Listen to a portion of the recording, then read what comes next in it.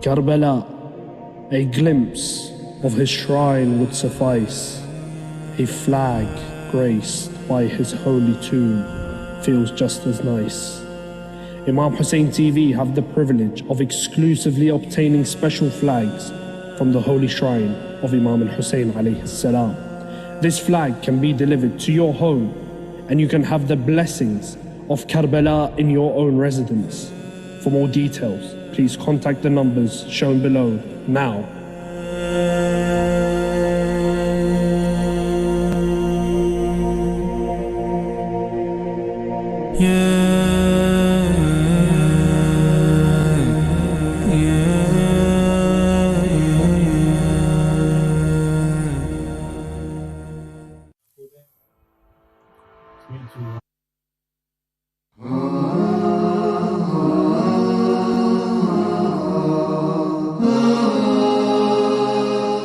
We question our daily position, seeking answers and definitions. Get the queries off your chest with Ahkam SOS.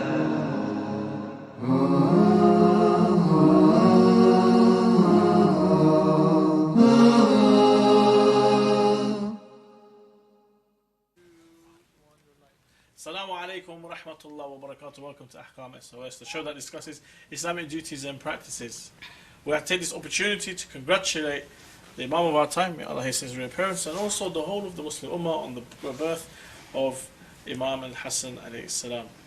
Inshallah, you guys will be celebrating and wearing your nicest clothes, and inshallah, either last night or tonight, having a very, very big meal. When you're doing your iftar, please remember us, and also in your du'as, inshallah. This is a live show. We do take in all your questions, so if you have any questions in regards to Islamic fiqh, please send them on the WhatsApp, the email address ahkamsos@imamhussein.tv, or alternatively give us a call here in the studio, +44 203 515 0199. Inshallah, myself and the Sheikh will be able to discuss and answer any of your questions. If you're watching via YouTube or in Facebook Live, send in your questions in the comment section, and inshallah, the team will be able to send me those questions in and we'll be able to answer them. I'm your host Mohsin Shah, and joining me is Sheikh Ali Maash. Assalamu alaikum, Sheikhna. Assalamu alaikum wa rahmatullah. I want to congratulate you on the birth of Imam Hassan, inshallah. Mabruk, Jashan Mabruk. وجشن مبروك أزواج وأسعد الله أيامكم إن And I شاء hope الله. your health is good and your إن fasting شاء is الله. good. Alhamdulillah, all fine. Alhamdulillah. Sheikhna, did the books of the non-Shia mention anything about the virtues of Imam al-Hassan al-Mujtaba alayhi salam? أعوذ بالله السميع العليم من الشيطان الرجيم. بسم الله الرحمن الرحيم. الحمد لله رب العالمين وصلى الله على محمد وآله الطيبين الطاهرين ولعنة الله على أعدائهم أجمعين. Indeed, as you mentioned, Imam al-Hassan alayhi salam and in overall Ahlul Bayt salamullah alayhim are mentioned in somehow in the books of the main 6 books of Sahah, as they call it, the 6 Sahah, the most correct books after the Holy Book of Allah, as they claim, and other books of history and narrations in which they bring the virtues and fada'il of Ahlul Bayt alayhim salam.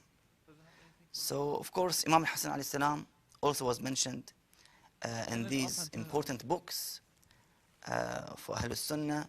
For example, Ibn Kathir, in his book Al-Bidayah wal-Nihayah, he mentions this narration bi-isnadihi, with his own chain of narrators, which makes the hadith stronger, because he, the author of this book, made the research and he actually narrates this narration from his own chains. عن جابر بن عبد الله الأنصاري قال رسول الله صلى الله عليه وآله. So he narrates from Jabir, from Rasulullah صلى الله عليه وآله, about Imam al-Hassan al-Mujtaba alayhi salam. He says صلى الله عليه وآله من سره أن ينظر إلى سيد شباب أهل الجنة.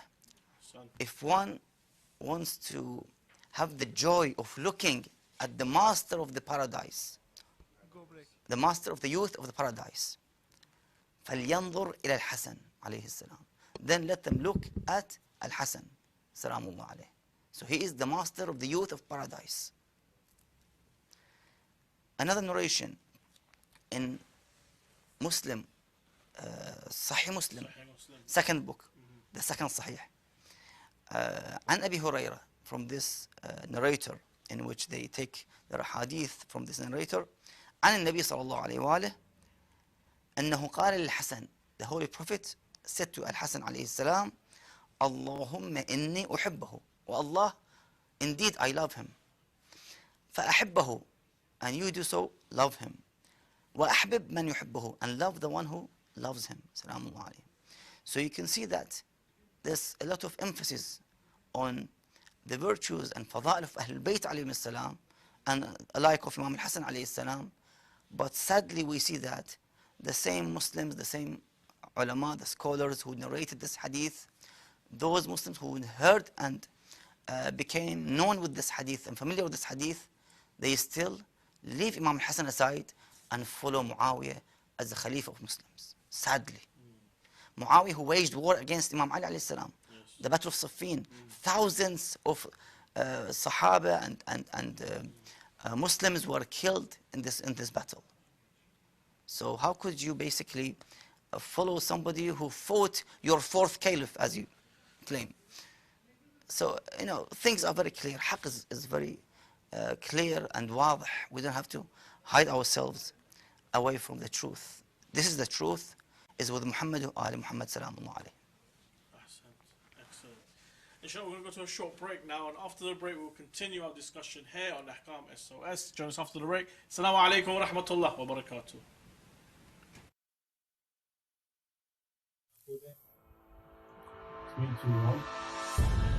Bismillahir Rahmanir Rahim. During this blessed month of Shahr Ramadan, we at Imam Hussein Development and Relief Foundation are looking to provide food baskets for families living in poverty in and around the blessed city of Karbala. Each food basket contains a variety of essential food supplies that is sufficient to feed roughly a family of 4 for just about 10 days. By donating £20 per food basket, you can play a role in ensuring that nobody living in the city of Imam al-Hussein ever misses an iftar due to poverty. Contribute today and play a part through our website at www.ihdrf.org, or follow us for updates on this campaign for Shahr Ramadan through our social media. May our two masters, Imam al-Hussein and al-Abbas, reward each and every one of you abundantly during this blessed month of Shahr Ramadan as you work to elevate poverty from the great city of Karbala.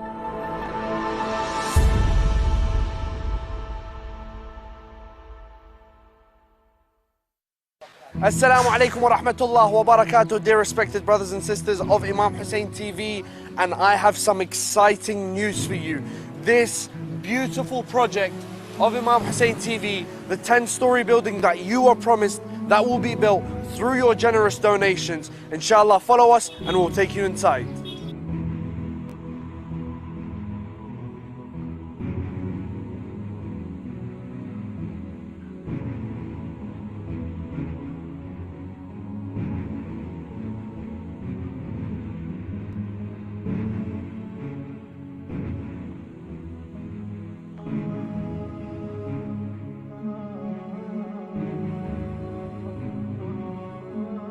Now we're just coming up to the second floor here, which is going to be used as an equipment storage and a warehouse for the workers here at Imam Hussein TV. As you can see, the workers here are working tirelessly and hard on the roof. They work around the clock with your generous donations so that these equipment can be instilled here. If you just want to follow me and come with me, just Allah Yasa'adkum. This is going to be the storage room for the cameras, the equipment, for the warehouse. All of these equipment will be bought with your generous donations, and all of this is only possible with your guys' help. Stay tuned with us and I will take you to the following floors when they are ready. COVID-19, the coronavirus, has hit the world. Right. Assalamu alaikum wa rahmatullah wa barakatuh. Welcome back to Ahkam SOS, the show that discusses Islamic duties and practices. Just a quick reminder to all our viewers that this is a live show. If you have any questions you'd like to ask, send them in via the WhatsApp, the email address, give us a call on 0203 515 0199, or alternatively on social media, whether you're watching on YouTube or Facebook Live. Send in your questions in the comment section, and inshallah we'll be able to discuss and answer all of your questions. Assalamu alaikum, Sheikh. Assalamu alaikum. Sheikh, what are other acts in the month that brings great reward? Bismillah ar-Rahman ar-Rahim. By looking at the narration or the sermon of the Prophet sallallahu alaihi wasallam in this blessed month, the month of Ramadan, we find that the Prophet mentions that there's something great to be done as well in this holy month for the one who can get also multiple rewards. He states, Salamullah alayhi, وَمَنْ تَطَوَّعَ بِصَلَاةٍ كَتَبَ اللَّهُ لَهُ بَرَاءَةً مِنَ النَّارِ. Whoever among you offers voluntary prayers, mustahab prayers. Let's say we have mustahabbat of salah every night. Sometimes it's 2 rak'ah, sometimes it's 4 rak'ah, sometimes it's 6 rak'ah, sometimes it's 100 rak'ah. So it depends on the night. Yes. Allah will decree a clearance for him from the torment and the adab of the fire. That's important, that these salawat that we pray will refrain the one from facing the torment and the adab of the hellfire. نعوذ بالله. ومن أدى فيه فرضا كان له ثواب من أدى 70 فريضة فيما سواه من الشهور. Another great word for this holy month specifically. Whoever among you performs an obligation, let's say salah, 2 rak'ah of salat al-subh, obligatory prayer, will receive the reward of one who has performed 70 obligations in other months. So this 2 rak'ah salah subh you pray in the holy month of Ramadan is compared to 70 in the other months. So Allah Azza wa Jal is merciful, is kind. He wants to, we are on his banquet, in his diyafa. Nice. We are now receiving all these bounties and rewards. So let's get as much as we can from this holy month, inshallah. We try to get as much as rewards as we can, because we've got a long journey in the hereafter. Indeed. Thousands and thousands and thousands of years. Ahsan. Shaykh, for those who have qadha fasts and they're not sure how many, how are they meant to repay their fasts?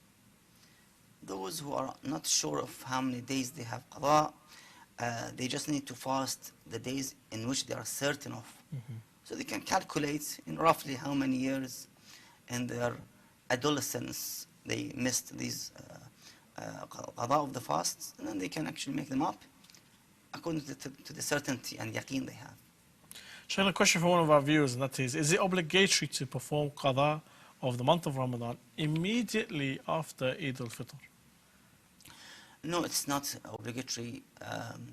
You have plenty of time to do the qadha, but make sure that just before next holy month of Ramadan, the coming year, you have completed your qadha. In other words, now it's the holy month of Ramadan, you have till next Sha'ban, the month of Sha'ban, the coming Sha'ban, in say 11 months time. You have to make sure that by the end of Sha'ban of next year, you have completed all your qadha of fasts. So that's your basically target, so your goal. Last day of, let's say, of your qadha to end it basically. Excellent. Shaykhna, what are the spiritual effects of a'mal and its applications of the month of Ramadan on the spirituality of the human being? Yeah, there are 2 points. Number one is to fill this gap, because as a human, we have, as they say, shortage and somehow. We have to fill this moral or the spiritual requirement in our essence, in ourselves, in our souls. And that could be done by, as I've mentioned before, we have the tahliyah and takhliyah. Takhliyah is to remove all these bad habits and sins and so forth, and bad thoughts, evil thoughts. Because what happens when one wants to commit a sin, he thinks first, he makes the intention first to do that sin. So when we remove and clear out all these bad habits and intentions from ourselves, we move to the tahliyah, is to receive the good morals and conducts and behaviors and manners gradually. And of course, the second is to make a relation with Allah Azza wa Jal. Asking Allah Azza wa Jal in this holy month, try to again recite these ad'iyah in which, as the Holy Quran states, Bismillah ar-Rahman ar-Rahim in Surah 13, Ayah 28, أَلَا بِذِكْرِ اللَّهِ تَطْمَئِنُّ الْقُلُوبِ.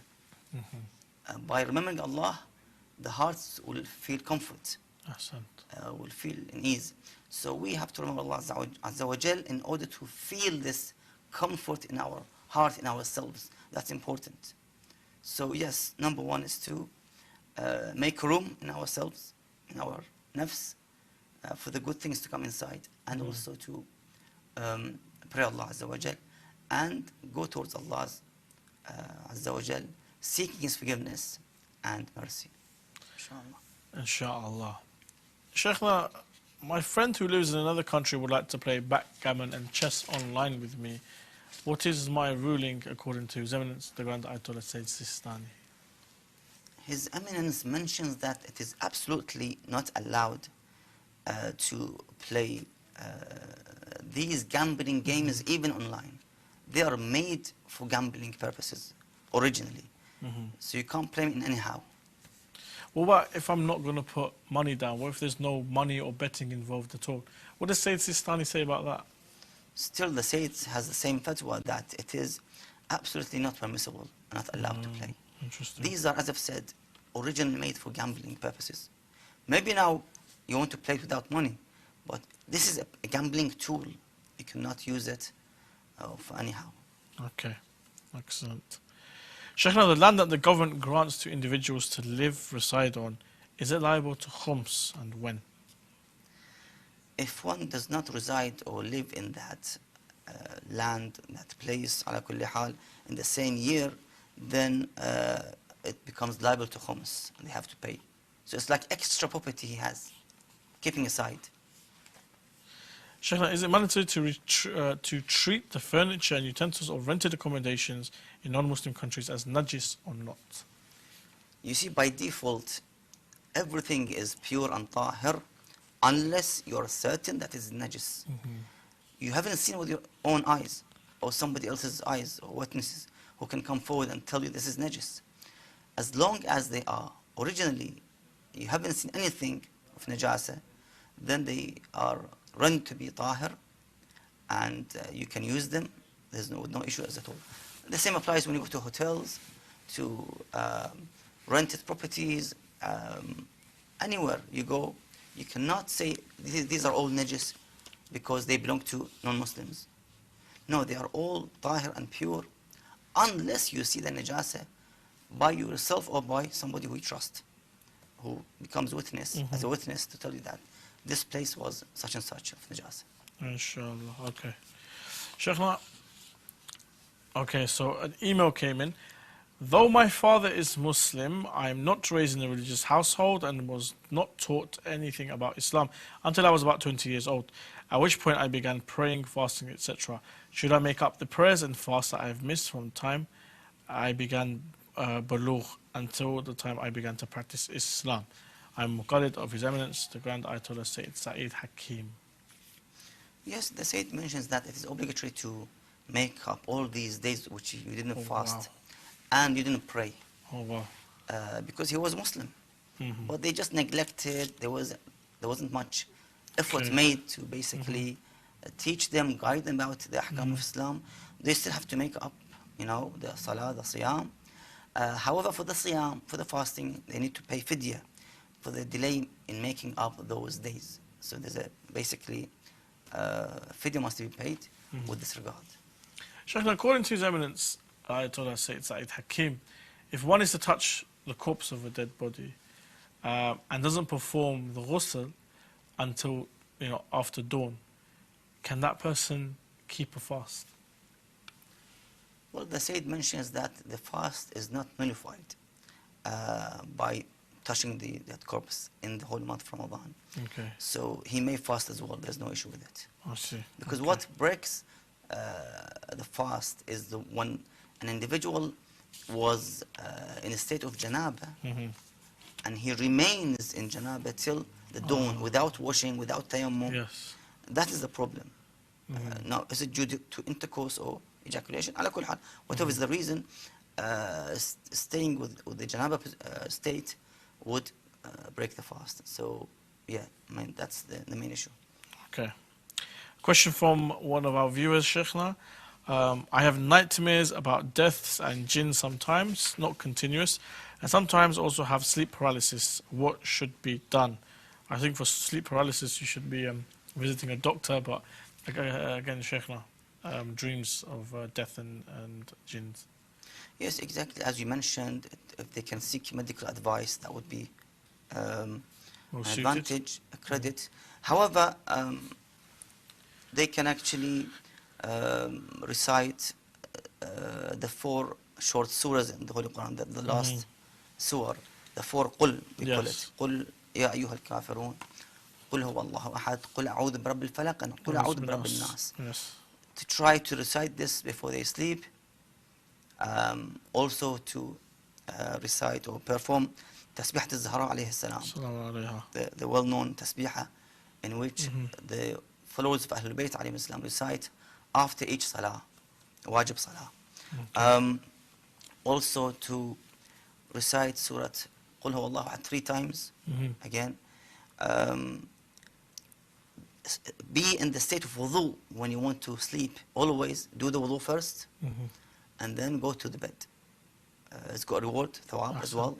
So we try to work on our spiritual side as well, to avoid these kinds of nightmares and you know, dreams in which would affect my mental health and soul as well. But anyhow, they may need to seek medical advice at the end. Plus these a'mal of dua and Quran and so forth. Inshallah. Sheikhna, second question for one of our viewers. I'm texting from South Carolina, mashallah. I have a question. Is it mandatory to fast while pregnant? Will these days have to be made up? Do you need to pay for it? According to the opinion of Sayyid Sistani. The Sayyid mentions that fasting for a woman who is in her advanced stage of pregnancy, say 7th month or 8th month, على كل حال, close to her delivery, in a few weeks' time, for example, it's not obligatory for her to fast. There's a harm on the baby, there's a harm on herself. So in this situation, there's no need for this lady to fast, but she needs to basically give a fidya of 750 grams per day to the poor, as a food to the poor, and of course to make it up later after this whole month of Ramadan, inshallah. I see. Another question from one of our viewers, Sheikhna. I have a quick question. Does taking a pill, medicine, without water break your fast? You see, if you were to take medication during the daytime of the holy month of Ramadan, then you're ill. You cannot basically fast if you're ill and you're taking medication. Sometimes I'm ill, but I can manage. I can actually bear the fasting and take the medication at night. That's fine. I have to fast in this situation. You know, it's like somebody who has a cold or flu. They can still fast by taking paracetamols, let's say, during the night. Iftar time and sahar time. But when it comes to somebody who is, let's say, diabetic, or for example, other illnesses, and they have to take those medications during the daytime, well, there's no choice. They have to break it and try to make it up later when inshallah they get the healing, inshallah, afterwards. Inshallah. Shaykhna, a couple more questions coming in from, I think, from the social media. Okay. What is the Islamic ruling about someone who does not fast intentionally or breaks his fast deliberately? Someone who doesn't? Someone who does not fast intentionally. I'm not going to keep the fast, Ramadan, or someone who breaks his fast deliberately. Again, I mean, this is mentioned previously as well, that there is a qada and kafar of this individual. The one who breaks his fast by eating and drinking without, I mean, they know very well it's a month of Ramadan. They have to make it up later and pay kafar as well. Inshallah. Also, the makeup, I think, is 60 days worth of fast, isn't it? It's either 60 days of consecutive fast Or or 30 feeding consecutive. Oh, 60 feeding miskin. percent. Shaykh, if a person has a lot of doubts in wudu, prayer and ghusl, etc., what should he do? Just ignore it and move on. Yeah, I think these doubts are more to do with the OCD, making sure that they've done the correct actions than anything. What is the stance of Islam in regards to adopting children? And if a child is with the family from his or her early days and develops a bond, do the laws of mahram and non-mahram still have to be observed? I think we mentioned this a couple of weeks ago with regards to adoption, that Ayatollah Sistani was clear about this, that you're not allowed to basically consider this child as your own child. So you bring documents, certificates, and you would basically legalize them as your children. You're not allowed, because they're not mahram to your children and yourself as well. If she's a girl, if she turns to be 10, 12, then she's not mahram, because she's like a strange girl, no mahram. ala kulli hal. So in this situation, they have to make sure that when they reach the age of adolescence and bulugh, the mother should wear the hijab from the boy who is now baligh, and the father should also avoid looking at the girl if she is now in the age of adolescence and bulugh, because they are not, there's no biological connection to those children. Yes, they are adopted, that's fine, it's a great thawab, but you have to be also study the case of the haram halal ahkam. Shaykh, I have a daughter who has attained the age of puberty, so she's bulugh, and she must fast according to Islamic law, but she is too weak to fast. How should she go about fasting? The ulama say in overall, you cannot abandon fasting just because of weakness. Yes, the first year is very hard, especially for the girls, I know, I appreciate it. But Allah Azza wa Jal is wise. He knows why did He legislated such ahkam, such rules. He knows that in the age of 10, a girl can fast. But it depends. Sometimes a girl, they can't bear it. But in overall, the ulama say that if she can, for example, eat or drink to the minimum required, let's say a cup of water, if it's enough, then it's enough. A bit of toast or bread, that should be enough. And then she continue her fasting till the Maghrib time, and then she needs to make it up later after the holy month of Ramadan. Yes, in the extreme situations, things are different. They can't bear it anymore. But in overall, they have to try to, train on fasting and even other amal of the wajib. Just one more that we've got, and that is, can you gargle salty water whilst fasting? The problem is, it's going to reach the throat, the place in which the Sa'im would be breaking his fast, if it reaches the throat. So it's a bit risky. There's a high risk of breaking your fast. So best thing is to avoid this act in the daytime of the holy month of Ramadan, inshallah. Inshallah. Sheikh, I think one more question is coming through from one of our viewers, inshallah, when I receive that. But in the meantime, Sheikh, with fasting and the ahkam, oh, here we go, there it is. Assalamu alaikum, Sheikh. Regarding hijab for men and women, it is generally taken whenever a discussion of hijab is brought up, the women stress that the hijab is for men and the men should lower their eyes, and they refer to chapter 24, ayah 30. But this is an incomplete perception, as the next ayah, ayah 31, talks about hijab for women. Can you please throw a light on this and clarify? Thank you. From, they mentioned the name and everything, also I'm not going to mention the name and so forth. Shaykhna, yes, so hijab, first the Quran addresses hijab for the man and how he's supposed to, observe his hijab amongst ladies. And then secondly, the ayah comes in regards to ladies and how they are supposed to, maintain their hijab also. I mean, do you think this is a way of Allah subhanahu wa ta'ala first addressing the man before telling the lady what she needs to do, but also to include that, look, men, it's not a case of you don't have to cover up or this or that. You also have a hijab to maintain. So, you know, from your experiences and your studies, how do you think this was the hijab idea and the hijab, you know, the whole system of hijab has come upon man and upon the Muslims? You see, Allah Azza wa Jal is a wise creator. So He created man, I mean the man, the male, in this form, in this situation, and the females in this state and form. في أحسن تقويم, in the best shape and form. And when He commands something, He knows why. He's the wise. He is the most wise. He's the all knowing, Azza wa Jal. So, of course, He orders the man not to look, but at the same time for the women to protect themselves from the eyes of the men as well.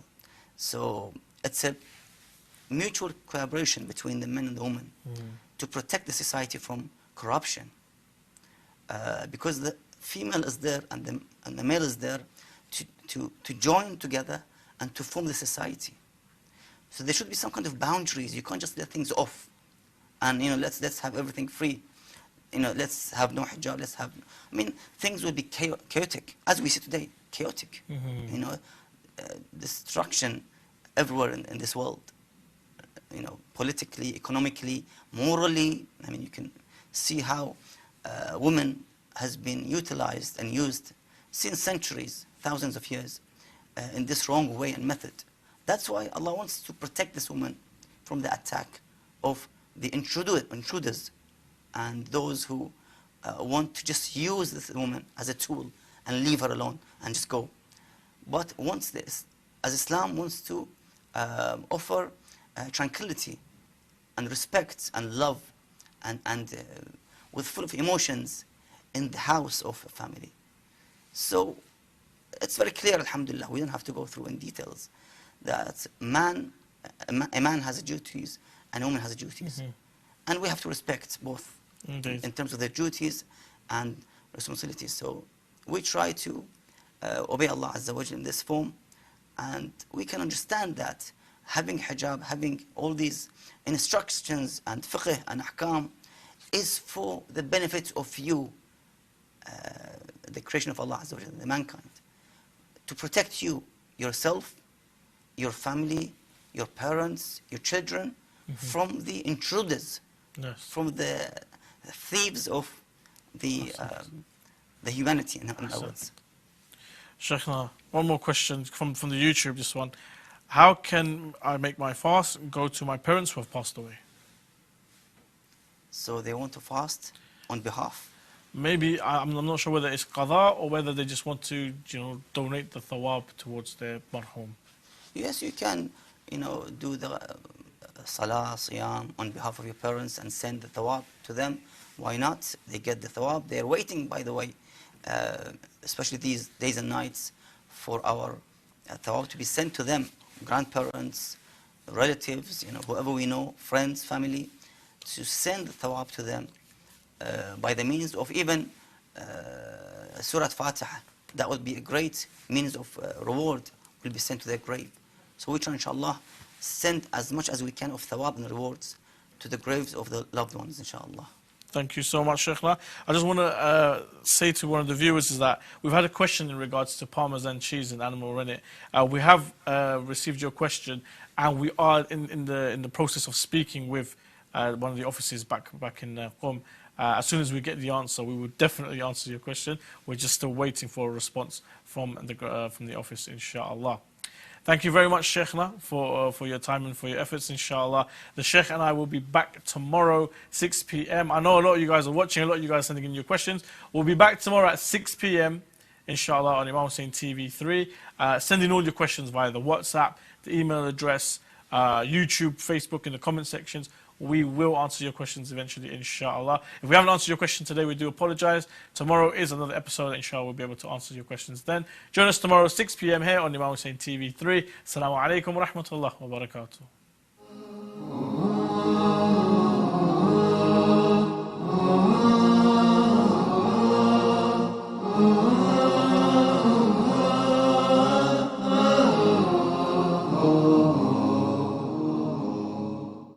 COVID-19, the coronavirus, has hit the world. Right now we are in a state of emergency. Many people have left their work and their jobs to self-isolate and quarantine. We have seen that this deadly virus can and has already killed thousands of people across the world. In the holy city of Karbala, many are in self-isolation, and many impoverished families don't know where their next meal will come from. Imam Hussein Development and Relief Foundation has launched an appeal to help these impoverished families. The Food Basket Appeal. We aim to supply as many food baskets in this crucial time. If you can donate £20 or $20, that would help us in providing rice, bread, fruit, vegetables, as well as meat and dates to these suffering families. And Rasulullah sallallahu alayhi wa alihi wasallam says, feeding a brother or sister in faith is one of the greatest deeds. Let us together help eliminate hunger from the holy city of Karbala in these tragic times. So please visit www.ihdrf.org.